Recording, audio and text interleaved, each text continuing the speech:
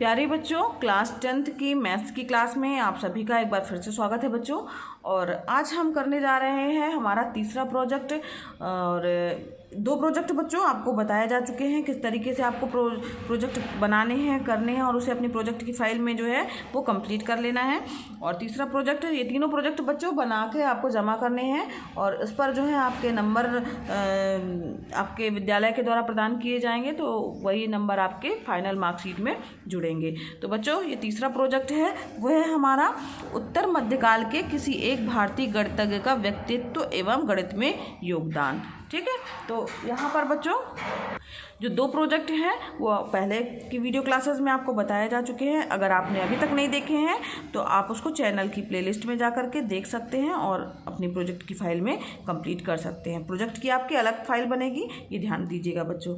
और ये इम्पॉर्टेंट है क्योंकि ये प्रोजेक्ट जो है इसके नंबर आपके जो फाइनल 30 नंबर जो आपके हैं प्रोजेक्ट और प्रैक्टिकल वाले, तो वो इसी पर आधारित हैं। तो ये इसी के अनुसार जो है आपको नंबर दिए जाएंगे। तो ये आपको सबसे पहले लिखने का तरीका समझ में आ गया होगा। प्रोजेक्ट क्या करना है, आपको प्रोजेक्ट संख्या डालनी है। इसके बाद फिर आप लिखेंगे उद्देश्य। तो उत्तर मध्यकाल के एक भारतीय गणितज्ञ, क्योंकि अब हमने यहाँ पर रामानुजन के बारे में लिख रहे हैं, तो के व्यक्तित्व एवं गणित में उनके योगदान पर प्रकाश डाला। ये हमारा क्या हो गया, उद्देश्य हो गया बच्चों। परिचय, तो यहाँ पर देखिए परिचय थोड़ा बहुत हम बता दे रहे हैं। तो आप बाकी जो है आप इसको और भी बुक के माध्यम से, आप लाइब्रेरी से बुक लेकर के उसके बारे में ढूंढ सकते हैं और या तो फिर नेट से भी और आपको जो समझ में आए वो सर्च कर सकते हैं।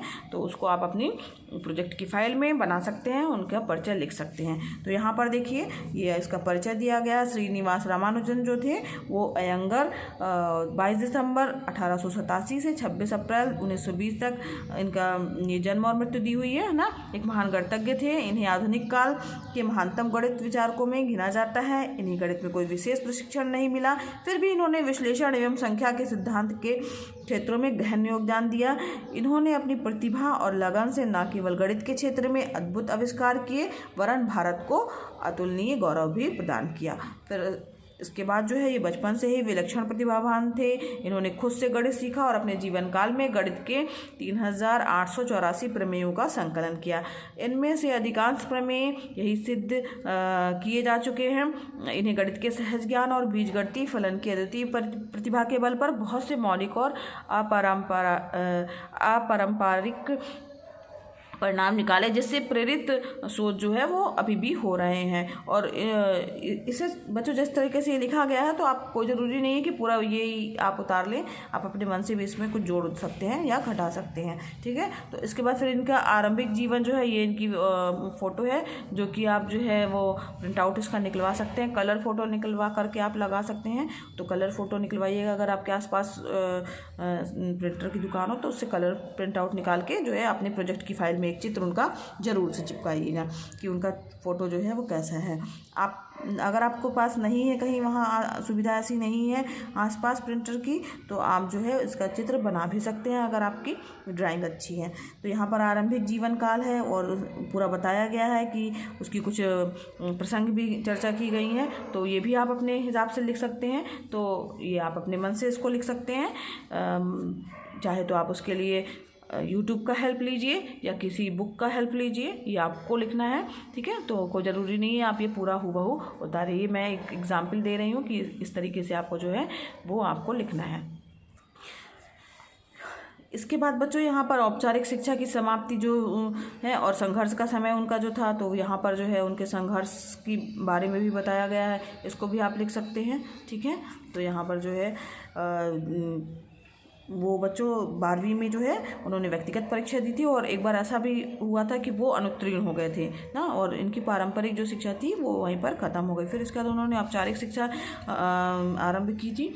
तो वे विपरीत परिस्थितियों में भी वो गणित के लिए जो अपना शोध करते रहते थे ना, और ट्यूशन भी वो करते थे, तो उससे उन्हें कुल 5 रुपये मिलते थे, गुजारा इसी में होता था।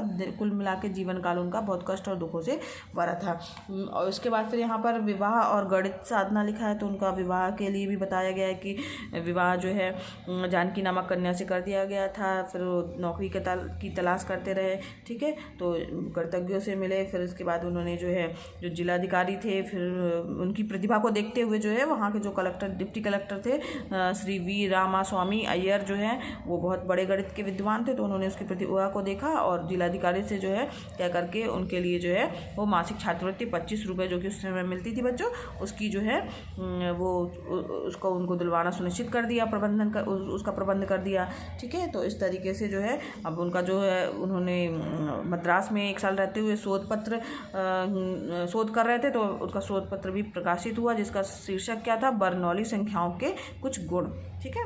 तो ये जो है वो प्रकाशित भी हुआ और इसके बाद फिर उन्हें क्या हुआ, मद्रास के पोर्ट जो ट्रस्ट था उसमें क्लर्क की नौकरी मिल गई, ठीक है। तो यहाँ पर फिर इसके बाद जो है जो एक प्रोफेसर हार्डी थे उनके साथ क्या पत्र व्यवहार हुए, उनका क्या था योगदान उनके जीवन में, उसके बारे में बताया गया है। तो ये भी आप देख सकते हैं। तो इसमें से जो है कुछ चीज़ें जो है आप उसको लिख सकते हैं, कोई ज़रूरी नहीं है कि पूरा आप लिखें, अपने शब्दों में भी आप इसको लिख सकते हैं। इसके बाद बच्चों यहाँ पर फिर वो अपने जो है शोध के लिए जो है वो इंग्लैंड जो है जाना चाह रहे थे, कैम्ब्रिज के लिए भी उनको आमंत्रण मिला था। तो फिर इसके बाद बच्चों वो विदेश भी गए ना। तो कैम्ब्रिज के आमंत्रण को उन्होंने अस्वीकार कर दिया था ना, क्योंकि उन्हें धन की कमी थी, व्यक्तिगत कुछ कारण भी थे। तो मद्रास विश्वविद्यालय में जो है शोध वृत्ति मिल गई थी, जिससे उनका जीवन सरल हो गया था और शोध कार्य जो करने के लिए जो है उन्हें समय भी मिलने लगा था। फिर इसके बाद क्या हुआ, फिर से जो है आर्थिक सहायता जो है उनको मिली, जिसके कारण वो जो कैम्ब्रिज से जाना था उनको, तो वो वहाँ पर गए, ठीक। तो यहाँ पर जो है इंग्लैंड जब वो गए तो थोड़ी परेशानी उनको थी, क्योंकि वो बहुत शर्मीले थे, शांत स्वभाव था उनका और उनकी सात्विक दिनचर्या थी। तो वो अपना भोजन जो है वहाँ स्वयं ही बनाते थे। तो जब इसके बाद फिर लेकिन वो अपना निरंतर जो है वो प्रयास उन्होंने नहीं छोड़ा और उच्च कोटि के जो है उन्होंने शोध पत्र बनाए और उनका प्रकाशन भी हुआ और कैम्ब्रिज विश्वविद्यालय के द्वारा उन्हें BA की भी उपाधि मिल गई। तो वहाँ की जलवायु, रहन सहन की शैली जो है वो उनके लिए अनुकूल नहीं थी। उनका स्वास्थ्य जो है धीरे धीरे खराब रहने लगा और डॉक्टरों ने उन्हें जो है वो क्षय रोग बताया और उसकी कोई दवा उस समय नहीं थी बच्चों। और रोगी को जो है वो सेनेटोरियम में रहना पड़ता था। तो वहाँ पर वो कुछ दिन रहे ना। तो तब वहाँ पर भी उन्होंने गणित के कई सूत्रों की परिकल्पनाएं नई जो है कल्पनाएं किया करते थे। फिर इसके बाद जो है रॉयल सोसाइटी की उन्होंने सदस्यता ली ना। तो जो रॉयल सोसाइटी थे तो उसकी बच्चों पूरे इतिहास में इनसे कम उम्र का कोई भी सदस्य आज तक नहीं हुआ है। तो पूरे भारत में उनके शुभचिंतकों ने उत्सव मनाया, सभाएं की ना। और ये पहले जो है भारतीय थे जिन्हें सदस्यता मिली थी, फेलोशिप मिला था ना। और ऐसा लग रहा था सब कुछ ठीक प्रकार से चल रहा, लेकिन जो उनका स्वास्थ्य था बच्चों वो गिरता जा रहा था।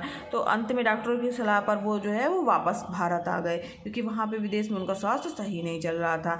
फिर वहाँ पर इसमें देखिए स्वदेश आगमन दिया गया है कि वो स्वदेश आए। फिर उसके बाद उनके जो शोध थे उसके बारे में बताया गया और जो उन्होंने मार्क थीटा फंक्शन पर एक शोध प्रकाशित किया था। तो उसका प्रयोग जो है गणित ही नहीं बल्कि जो है चिकित्सा विज्ञान में कैंसर को समझने के लिए भी इसका प्रयोग किया गया। और मृत्यु की बात है तो 26 अप्रैल 1920 में मात्र 33 वर्ष की ही अल्पायु में, ज़्यादा एज के नहीं थे बच्चों, 33 ईयर्स के ही थे, तो अल्पायु में उनका निधन हो गया था। और इनका असामयिक निधन जो है वो गणित जगत के लिए अपूर्णीय क्षति था। अगर वो और ज़्यादा समय तक जिंदा रहते तो गणित के लिए और अपना योगदान देते। तो इस तरीके से बच्चों आप रामानुजम के बारे में जो है आप उसका पूरा जो है जीवन परिचय जो है वो और उन्होंने क्या क्या सूत्र दिए। इसके अलावा भी चूँकि इसमें ये सब नहीं दिया गया है कि उन्होंने कौन कौन से फार्मूले वगैरह दिए या क्या क्या चीज़ें उन्होंने की, उसको भी आप लिख सकते हैं, ऐड कर सकते हैं। तो ये एक बताया गया है कि आपको जो प्रोजेक्ट तैयार करना है वो उसमें इससे आपको हेल्प मिलेगी कि आपको किस तरीके से अपना प्रोजेक्ट लिखना है और उसमें उनकी जो है वो फ़ोटो लगानी है, काट करके आपका चिपका लीजिएगा। तो इस तरीके से आपका ये तीसरा प्रोजेक्ट भी तैयार हो गया। 3 प्रोजेक्ट बच्चों आपको तैयार करने हैं। तो ये 3 प्रोजेक्ट जो है आपके बन गए हैं। तो ये आप अपनी प्रोजेक्ट की अलग फाइल बना करके इसे सबमिट कीजिएगा, इसके अलग से नंबर जुड़ेंगे। ठीक है बच्चों, तो आज के लिए बच्चों बस इतना ही। और अगर बच्चों वीडियो पसंद आया हो तो वीडियो को लाइक कीजिएगा, चैनल पर नए हैं तो चैनल को सब्सक्राइब कीजिएगा। और ये वीडियो क्लासेस बच्चों एकदम फ्री है, निःशुल्क है, तो आप भी इसका लाभ लीजिए। दूसरे बच्चों को भी भेजिए, शेयर कीजिए ताकि वो भी इसका लाभ ले सके। धन्यवाद बच्चों, मिलते हैं नेक्स्ट वीडियो क्लास में।